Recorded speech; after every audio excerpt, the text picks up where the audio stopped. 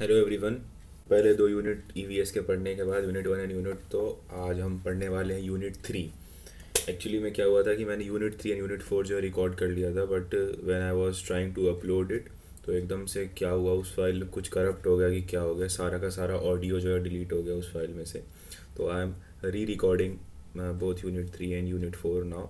तो आपको मेरे हिसाब से कल तक दोनों यूनिट 3 एंड यूनिट 4 दोनों मिल जाने चाहिए। So without any further delay let's start with the topic. Unit 3 हमारा बेसिकली, जो यूनिट 2 में हमने रिसोर्सेज के बारे में पढ़ा था, उन रिसोर्सेज में पॉल्यूशन कैसे होता है उसको बेसिकली उस पर एम्फोसिस किया गया है।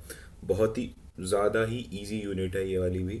इसमें बस हमें पॉल्यूशंस के टाइप देखने हैं और कुछ एक दो वर्ड्स आएंगे अलग से जो हो सकता है आपने नहीं सुने हो, तो उनके मैं मीनिंग आपको साथ साथ बता दूंगा। बाकी ये बहुत हद ईजी चैप्टर्स हैं। तो अब आते हैं कि इन्वायरमेंट पॉल्यूशन क्या होता है। इन्वायरमेंट पॉल्यूशन बेसिकली है कि किसी हार्मफुल सब्सटेंस या प्रोडक्ट से इन्वायरमेंट में जो उसके नेचुरल सिस्टम है उसमें एडवर्स इफेक्ट आते हैं और इम्बैलेंस क्रिएट होता है, उसको हम पॉल्यूशन कहते हैं। इसके सोर्सेज क्या होते हैं? नेचुरल भी हो सकते हैं, एंथ्रोपोजेनिक। एंथ्रोपोजेनिक मतलब जो ह्यूमन की वजह से हो रहा है वो एंथ्रोपोजेनिक हो गए। लोकल से लेके ग्लोबल तक कोई भी स्केल के ऊपर पॉसिबल हो सकता है। और कितने समय तक ये परसिस्ट करेगा पॉल्यूशन, वो डिपेंड करता है कि नेचर ऑफ पॉल्यूटेंट का है उसके ऊपर। इफेक्ट जो है वो इमीडिएट भी हो सकते हैं और क्रॉनिक मतलब लॉन्ग टर्म भी हो सकते हैं। जैसे कि इमीडिएट क्या होता है? इमीडिएट में अगर आप देखेंगे कि एक हेजीनेस रहती है, हमेशा से हेजीनेस रहती है, आँखों में जलन होना थोड़ी थोड़ी, ब्रीदिंग डिफ़िकल्टीज़। और इसके क्रॉनिक लॉन्ग टर्म क्या होंगे? जैसे कि आपको बहुत ज़्यादा आप एयर पॉल्यूटेड किसी जगह में रह रहे हो तो आपको एस्थमा या ब्रोंकाइटिस की दिक्कत हो सकती है लॉन्ग टर्म में। वहाँ पे हो सकता है कि आपकी आई साइट बहुत ज़्यादा वीक हो जाए। और आप बहुत पॉल्यूटेड पानी पी रहे हो तो हो सकता है कि आपके जो गट इम्बैलेंस हो जाए बेसिकली, या फिर पेट से रिलेटेड कोई और डिजीज़ हो सकती हैं लॉन्ग टर्म में। तो ये हो गया हमारे क्रॉनिक या लॉन्ग टर्म इफेक्ट्स जिनको हम कहते हैं। कौन से पॉल्यूशंस पे हम डिस्कस करने वाले हैं वो देख लेते हैं एक बार। Air pollution, water pollution, soil pollution, marine pollution, noise pollution, thermal pollution. इसमें से आपने चार पहले से ही पढ़े हुए हैं। एक मरीन और थर्मल पॉल्यूशन से आपने पहली बार सुना होगा, तो वो भी बहुत ही आसान है, वो आज हम देख लेंगे तो उससे वो भी हमारा क्लियर हो जाएगा। एक होता है क्रॉस मीडिया पॉल्यूशन, मतलब दो डिफरेंट इन्वायरमेंटल मीडियाज़ के बीच में पॉल्यूटेंट की वजह से, मतलब जो एयर पॉल्यूटेंट्स हैं वो वाटर बॉडीज़ या सॉइल में जाके डिपॉजिट हो गए हैं, तो उसकी वजह से वो वाटर भी पॉल्यूट कर रहा है और सॉइल भी पॉल्यूट कर रहा है। मतलब एक एयर पॉल्यूटेंट जो कि एयर पॉल्यूशन कॉज करना चाहिए था, वो सिमिलरली वाटर और सॉइल पॉल्यूशन भी कॉज कर रहा है, तो इसको हम क्रॉस मीडिया पॉल्यूशन कहते हैं। उसके बाद आते हैं हमारे पास सबसे पहले एयर पॉल्यूशन के ऊपर। एयर पॉल्यूशन मतलब क्या हुआ कि इनसाइड या आउटसाइड, मतलब बाहर की हवा या अंदर की हवा को किसी भी केमिकल, फिजिकल या बायोलॉजिकल एजेंट की वजह से उसकी कैरेक्टरिस्टिक्स में मॉडिफिकेशन लाना और उसको उसकी क्वालिटी को डिग्रेड करना will be called as air pollution. इसके मेजर कॉजेज़ क्या होते हैं? एक तो होता है इंडस्ट्रियल एमिशन, खास करके जो SO2 और NOx। NOx का मतलब NO2, N2O5, NO, ये सारे जो हैं वो NOx की कैटेगरी में आ गए। उसके बाद आते हैं हमारे पास व्हीकल एग्जॉस्ट। व्हीकल एग्जॉस्ट में पार्शियल कंबशन की वजह से कार्बन मोनोऑक्साइड निकलता है, कुछ पर्टिकुलेट्स निकलते हैं और VOCs मतलब वॉलेटाइल ऑर्गेनिक कंपाउंड्स निकलते हैं।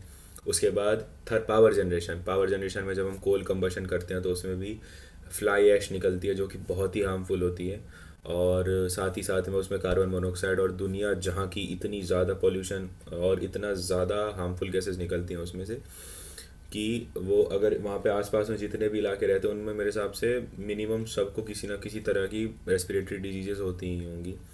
उसके बाद आते हैं एग्रीकल्चरल एक्टिविटीज़, जैसे कि अमोनिया और मीथेन का यूज़ करना।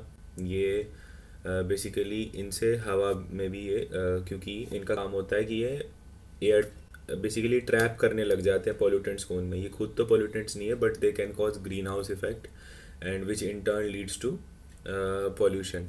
उसके बाद आता है हमारे पास indoor air pollution. Indoor air pollution किसी वजह से होता है? कुकिंग की वजह से। आपने अगर आप नोटिस करोगे कि अगर आपके किचन में चिमनी नहीं लगी हुई है या एग्जॉस्ट नहीं लगे हुए हैं, एग्जॉस्ट लगे हुए हैं फिर भी आपने देखा होगा एक ऑयल की मोटी परत जो है जमी रहती है दीवारों पर, और बहुत ही स्टिकी ऐसा वो ऑयल का पूरा परत लगा हुआ रहता है। ये हमारे मेजर कॉजेज हैं एयर पॉल्यूशन के।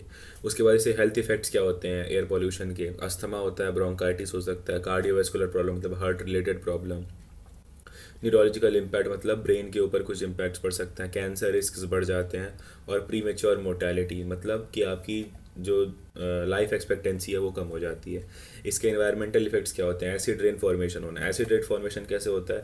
जैसे कि SO2 NOx ये सब हैं, ये एयर पॉल्यूशन में मतलब ऊपर हवा में इनके क्लाउड बनेंगे, और जैसे ही प्रेसिपिटेशन मतलब जैसे ही बारिश होने लगेगी तो पानी इन कंपाउंड्स के साथ मिक्स होकर अलग अलग एसिड बनाएगा। जैसे सल्फ्यूरिक एसिड बनाएगा, सल्फ्यूरस एसिड बनाएगा, नाइट्रिक एसिड, ऐसे छोटे मतलब अलग अलग टाइप के एसिड्स बनाएगा, और वो जब उसी बारिश में पानी के मिक्स होके आएगी उसको हम कहते हैं एसिड रेन। फोटोकेमिकल स्मॉग होगा। फोटोकेमिकल स्मॉग क्या होता है? बेसिकली जो ट्रोपोस्फेरिक ओजोन, जिसको हम कहते हैं कि ओजोन थोड़ी सी एक तो ट्रोपोस्फेयर में होती है और एक स्ट्रेटोस्फेयर में जो होती है। स्ट्रेटोस्फेयर वाली जो ओजोन होती है वो तो हमें यूवी रेस से बचाती है, बट जो ट्रोपोस्फेरिक ओजोन रहती है वो क्या होता है? अल्ट्रा वायलेट रेस की वजह से, सोलर अल्ट्रा वायलेट रेस की वजह से जब वो पोल्यूटेंट्स के साथ मिक्स हो जाती है और वो पोल्यूटेंट्स के साथ रिएक्ट करती है तो एक ब्राउन हेजी शेड आपने देखा होगा। इसलिए आपने देखा होगा कि जैसे ही हॉलीवुड की मूवीज़ में जब थर्ड वर्ल्ड कंट्रीज़ को उनको दिखाना रहता है तो they use brownish and yellowish tints to denote कि यहाँ पे जो एयर क्वालिटी इंडेक्स है वो बहुत कम है, पॉल्यूटेड बहुत जगह है। तो ये एक बेसिकली वो यूज़ करते हैं। तो ये ब्राउन हेजीनेस जो आती है वो किसकी वजह से आती है? उस को हम कहते हैं फोटोकेमिकल स्मॉग। उसके बाद ओजोन डिप्लीशन। हमें पता ही है कि ओजोन लेयर में जो CFCs और जो हमारे ग्रीन हाउस गैसेज हैं उनकी वजह से ऑरिफिसेस इन बढ़ने लगे थे, बट अब जो है हमने इसको बहुत कंट्रोल में हम ले आए हैं पहले के मुकाबले। इसके लिए हमने बहुत सारे स्टेप्स भी लिए हैं, उन स्टेप्स को हम आगे डिस्कस करेंगे। उसके बाद इकोसिस्टम डिस्ट्रप्शन हमें पता ही है, क्योंकि स्पीशीज़ के ऊपर इम्पैक्ट करेगा तो ऑटोमेटिकली इकोसिस्टम हमारा जो है वो डिस्टर्ब हो ही जाएगा। उसके बाद आते हैं कंट्रोल मेजर्स, मतलब कैसे कंट्रोल कर सकते हैं इनको। कि एक हमें एमिशन स्टैंडर्ड्स, जैसे कि BS1 BS2 ऐसे करके भारत सीरीज़ के इंजन जो आते हैं, और साथ ही साथ में क्योटो प्रोटोकॉल्स जो इंजन को डिसाइड करते हैं कि मतलब इंजन एमिशंस कैसे होंगे, और जो हमारे सेफ्टी स्टैंडर्ड्स हर कंट्री के लिए अलग अलग होते हैं एमिशंस के, वो डिसाइड करके रखने चाहिए। फ्यूल क्वालिटी में जो है अनलीडेड पेट्रोल जितना ज़्यादा हो सके, अनलेडेड मतलब जो पेट्रोल में जो है लेड मिक्स कर देते हैं और उसके बाद उसके अंदर से जो पोल्यूटेंट्स निकलते हैं वो बहुत ही ज़्यादा हार्मफुल होते हैं। और तो इसलिए हमें फ्यूल क्वालिटी को इम्प्रूव करना चाहिए, ताकि जो है व्हीकल्स में जब उसको यूज़ किया जाए तो उससे उतना ज़्यादा पोल्यूशन नहीं हो पाए। कैटेलिटिक कन्वर्टर्स का यूज़ करना चाहिए। अब कैटेलिटिक कन्वर्टर्स क्या होता है? बेसिकली जो टॉक्सिक एग्जॉस्ट गैस निकलती है उसको ये लेस टॉक्सिक पोल्यूटेंट्स में कन्वर्ट कर देता है।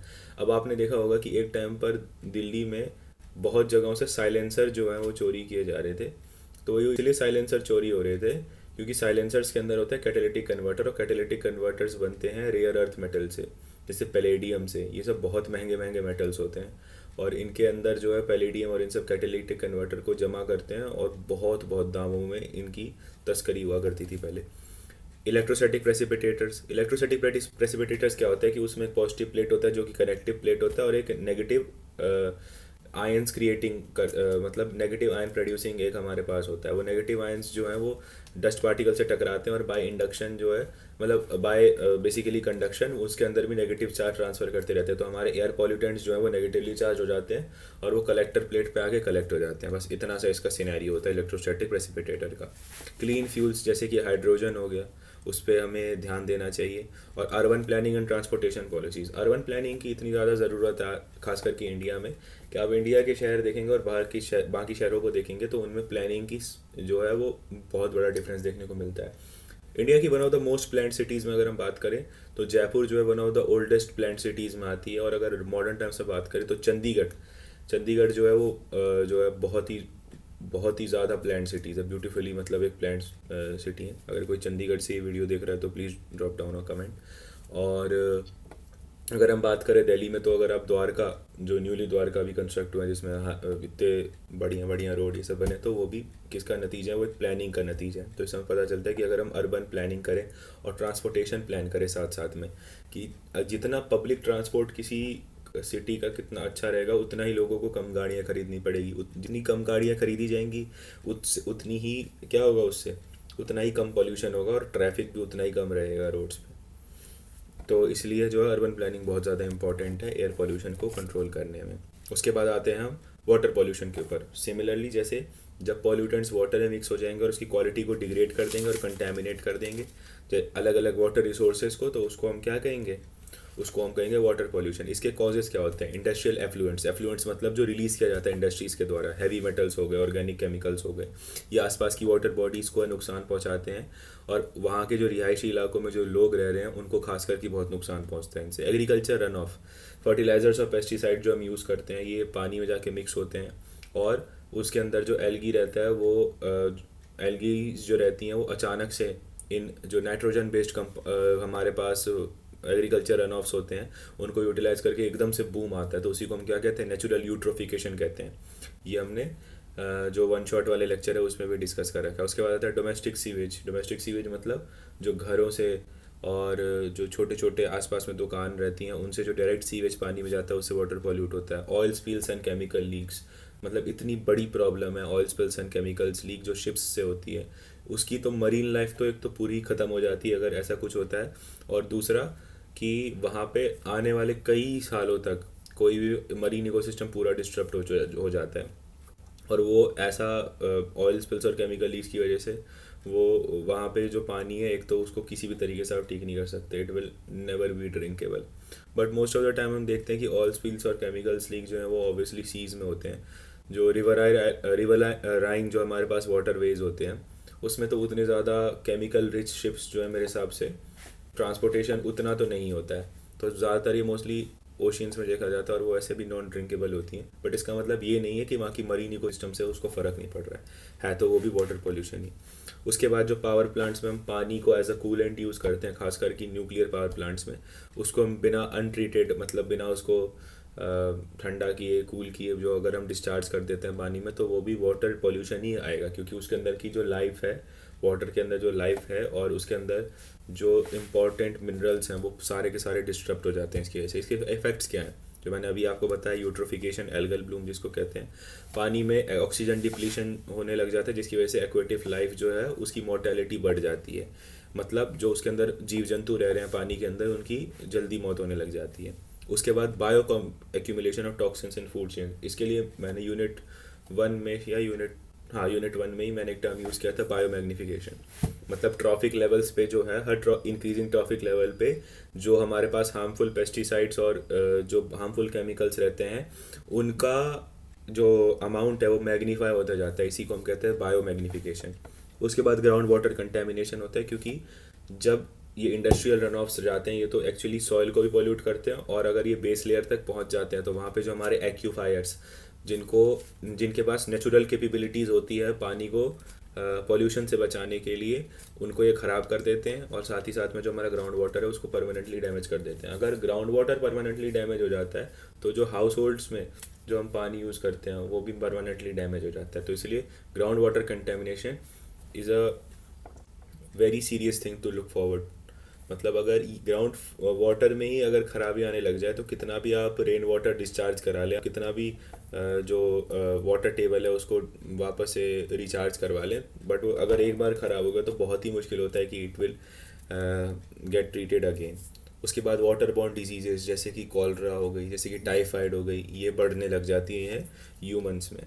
उसके बाद आते हैं इसके कंट्रोल मेजर्स क्या हैं, कि सबसे पहले होता है वाटर ट्रीटमेंट जिसको हम कहते हैं STPs, सीवेज ट्रीटमेंट प्लांट। तो इसके अंदर 3 स्टेप्स हैं हमारे पास, प्राइमरी, सेकेंडरी और टर्शरी। प्राइमरी मतलब हो गया जो फिजिकल वेस्ट है उसको निकाल देना, सेकेंडरी वेस्ट है जो बायोलॉजिकल मेथड से हम यूज़ करते हैं, बायोलॉजिकल वेस्ट को निकाल देना, और तीसरा है टर्शरी मेथड जो मतलब बेसिकली घर पे आता है पानी उसको अगर हम RO and UV reverse osmosis या अल्ट्रावायलेट मेथड से जब प्यूरीफाई करेंगे तो वो हमारा हो गया टर्शरी मेथड। उसके बाद आता है इंडस्ट्रियल प्री ट्रीटमेंट्स रिक्वायर्ड, जब अगर मतलब हमारे पास कुछ SOPs होने चाहिए कि अगर इंडस्ट्रीज़ अपना डिस्चार्ज पानी में रिलीज़ करने वाली हैं तो उससे पहले ये पर्टिकुलर ट्रीटमेंट्स जो हैं उनको इस रिलीज एफ्लुएंट पे करना पड़ेगा, वरना आप पानी में रिलीज़ नहीं कर सकते उसको। उसके बाद राइपेरियन बफर जोन्स। अब राइपेरियन बफर जोन्स क्या होते हैं एक बार आप ध्यान से सुनिए। बेसिकली जो वाटर बॉडीज़ हैं उनके आस पास में हम वेजिटेबल्स या फिर कुछ ऐसी खेती लगा देते हैं, और जब इनसे पानी बह के जाता है ना तो वो सारे के सारे जो पानी है वो अपने आप नेचुरली प्यूरिफाई होने लग जाता है, तो इसको हम राइपेरियन बफर जोन्स कहते हैं।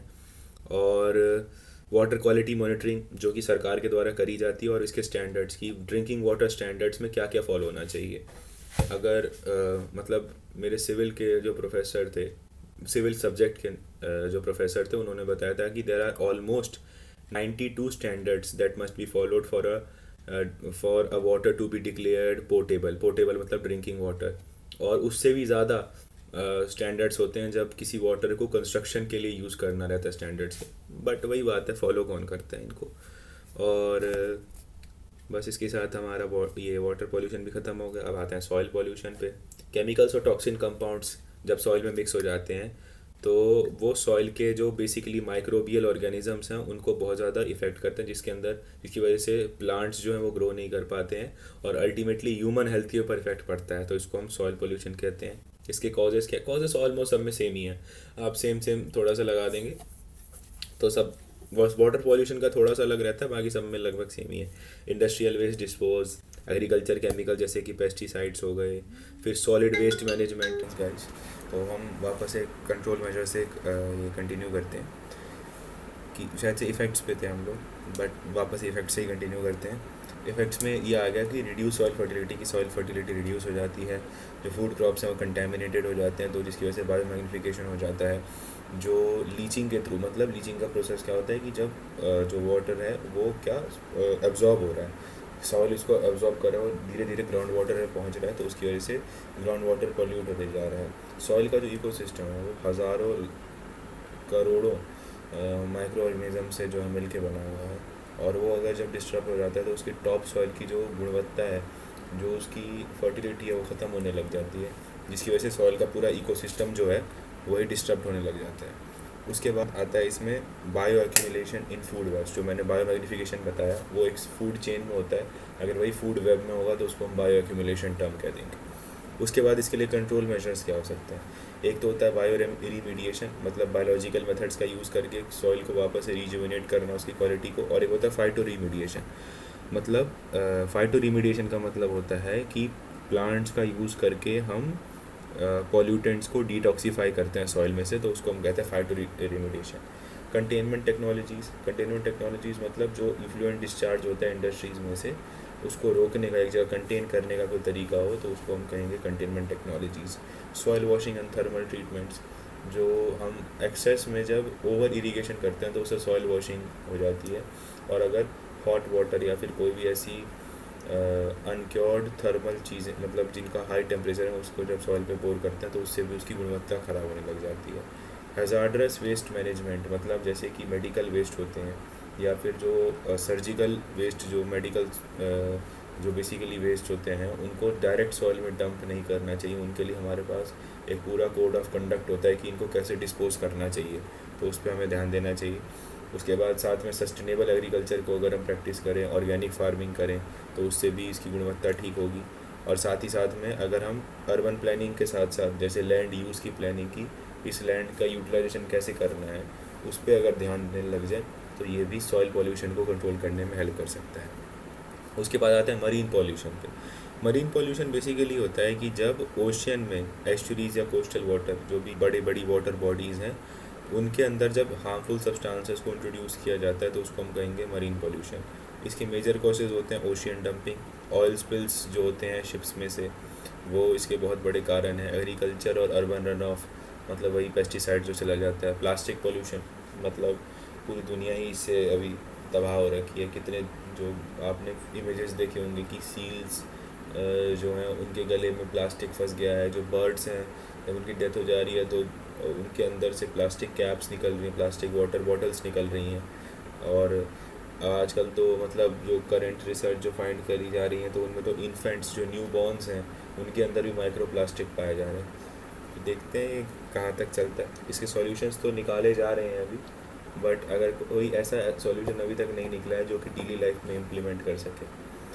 देखते हैं, अभी तो कुछ तो होगा ही, कुछ तो हम इसका जोड़ तोड़ करके कुछ सॉल्यूशन निकाल ही लेंगे।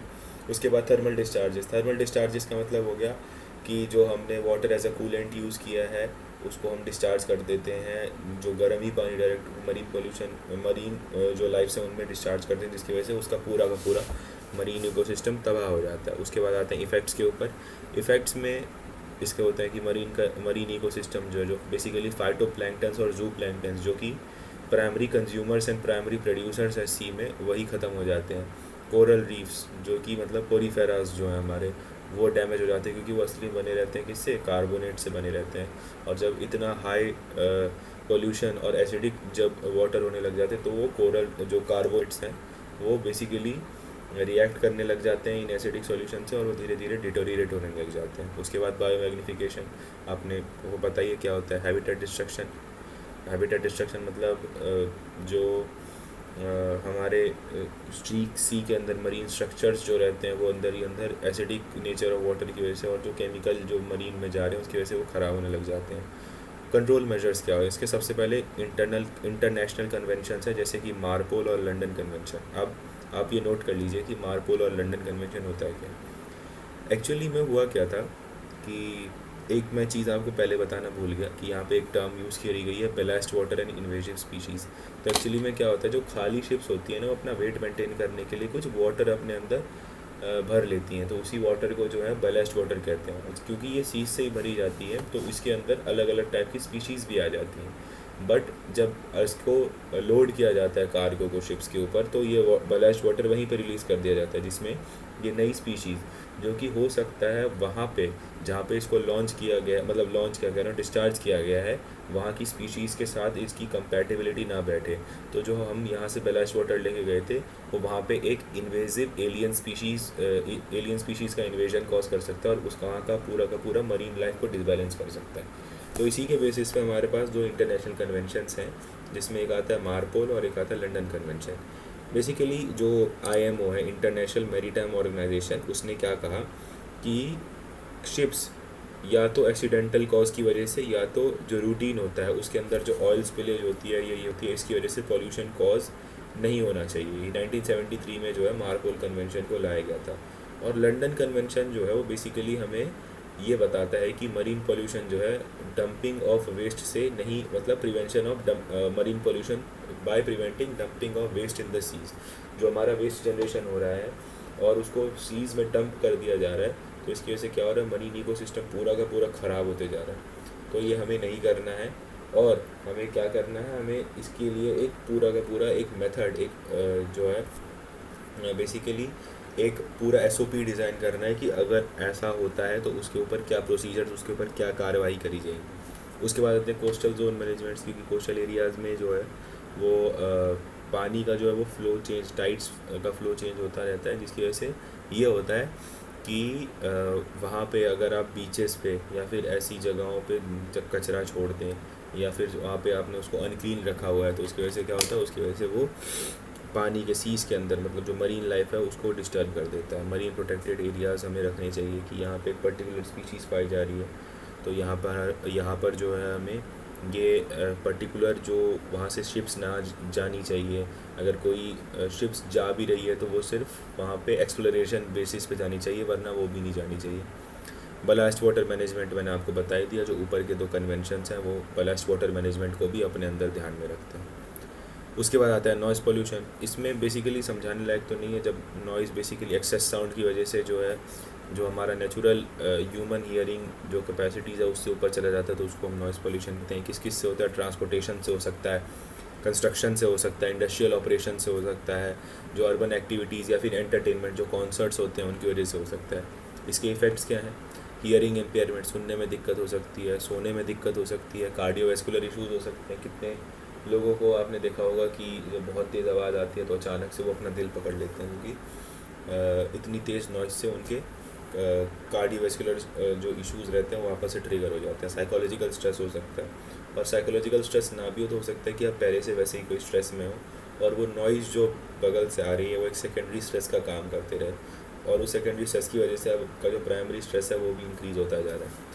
साथ ही साथ में जो वाइल्ड लाइफ बिहेवियरल चेंज है, बहुत तेज़ लाउड साउंड बजाते हैं, तो जो जंगलों में जो जानवर रहते हैं, क्योंकि वो तो नहीं है, उनका तो स्लीप शेड्यूल हमारे से तो बेटर ही स्लीप शेड्यूल है उनका। तो ये नहीं है ना कि 3 बजे सो के 7 बजे उठना है सुबह, या 3 बजे सो के 10 बजे उठ जाना है।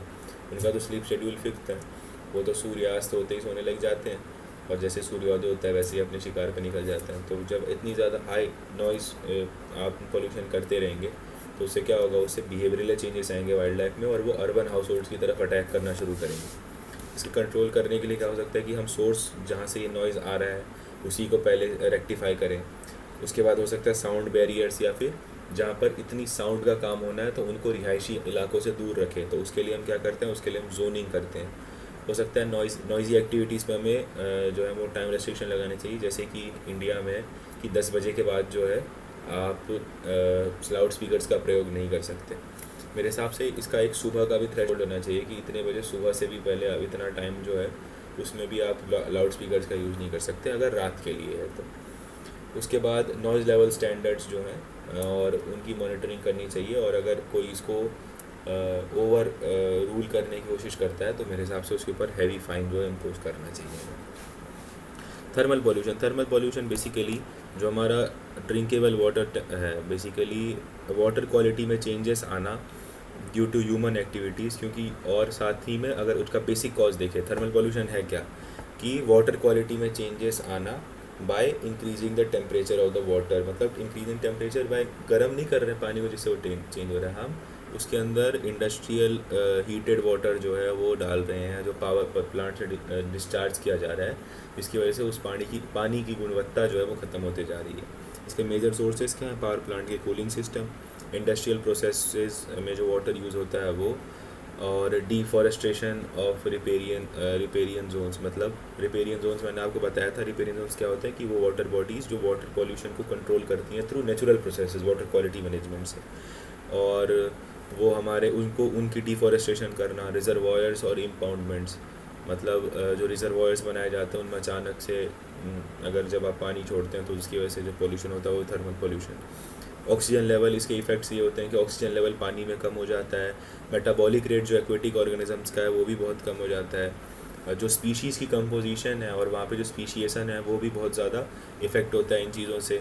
अचानक से थर्मल शॉक मिलने की वजह से ऑर्गेनिज्म से वो हो सकता है कि वो ऑर्गेनिज्म की डेथ हो जाए, और डिजीज़ेस की ससेप्टिबिलिटी बढ़ जाती है। जब ऐसा होता है, जब पानी की गुणवत्ता कम होती है तो ऑब्वियसली वो पानी जब हम ड्रिंक करेंगे तो हमारे अंदर भी डिजीज़ेस की मात्रा जो है बढ़ने लग जाएगी। इसके कंट्रोल मेजर्स क्या हो सकते हैं, कूलिंग टावर्स और कूलिंग पॉइंट्स लगाया जाए जिसमें जो इंडस्ट्रियल डिस्चार्ज जो होता है वाटर का उसको पहले ठंडा किया जाए, उसके बाद उसको पानी में डाला जाए। जो हीटेड वाटर को ही रिसाइकिल करना चाहिए बेनिफिशियल, इससे एक तो बार बार आपको वाटर सोर्स पंपिंग भी नहीं करनी पड़ेगी, और एक ही बार में जो पानी आएगा उसको बार बार यूटिलाइज़ कर सकते हैं।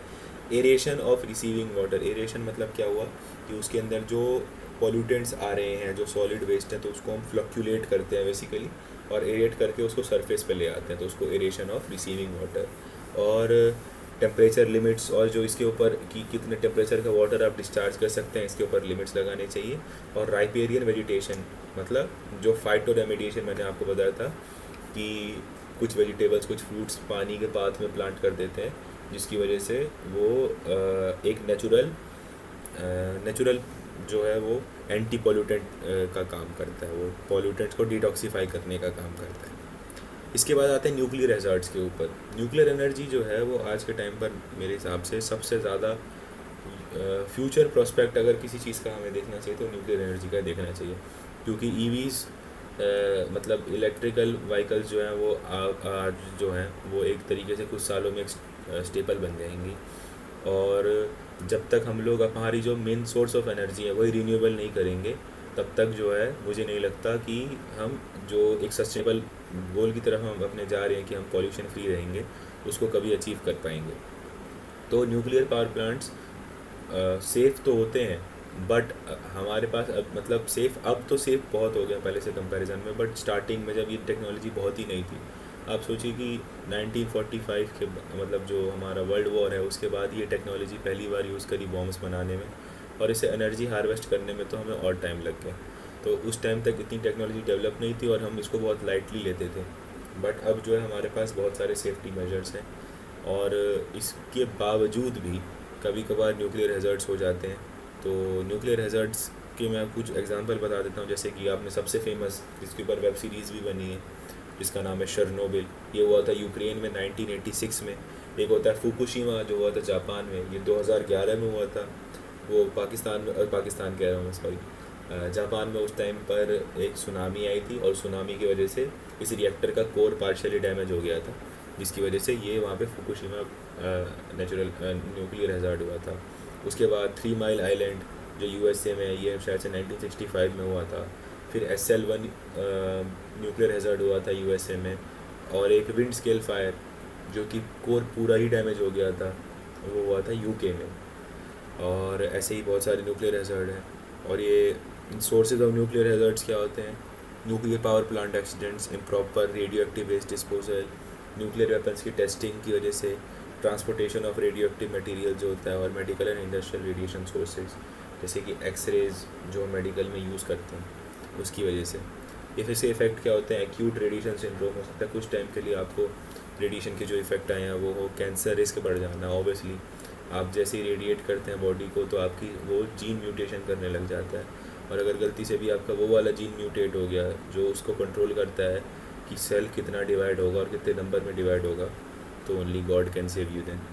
उसके बाद जेनेटिक म्यूटेशंस, और साथ ही साथ में इन्वायरमेंटल कंटेमिनेशन और लॉन्ग टर्म इकोसिस्टम इफेक्ट्स इसके बहुत ज़्यादा होते हैं, जैसे कि यूक्रेन के और इतने ये जो आज तक न्यूक्लियर एक्सीडेंट हुए हैं, इनके इफ़ेक्ट्स आज भी धरती पर है और ये कभी ख़त्म नहीं होंगे, क्योंकि आपको पता है कि न्यूक्लियर डीके जो होता है वो एक फर्स्ट ऑर्डर रिएक्शन होती है, और फर्स्ट ऑर्डर रिएक्शन को कंप्लीट होने में इनफाइनाइट अमाउंट ऑफ टाइम लगता है। मतलब वो धीरे धीरे करके इनकी कंसंट्रेशन कम तो होती ही चली जाएगी, बट इसको इनफाइनाइटली, मतलब जब तक ये धरती है तब तक इनके इफ़ेक्ट्स जो हैं वो हमें दिखते ही रहेंगे, भले ही थोड़े अमाउंट में रहें, बट ये रहेंगे हमेशा ही।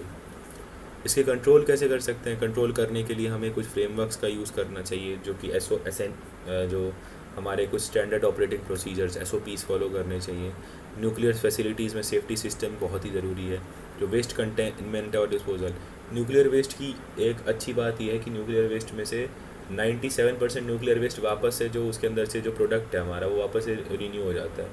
तो मतलब न्यूक्लियर वेस्ट के अंदर से हम वापस से हमारा जो रॉ मटेरियल है वो प्रोक्योर कर लेते हैं और उसको वापस यूटिलाइज़ कर लेते हैं। तो न्यूक्लियर में वेस्ट जनरेशन बहुत कम होता है। मतलब मेरे हिसाब से आज तक जितने न्यूक्लियर पावर प्लांट्स हैं उन सब का वेस्ट मिला के जो है, मतलब एक न्यूक्लियर पावर प्लांट जो है वो अपने पूरे लाइफ साइकिल में मेरे हिसाब से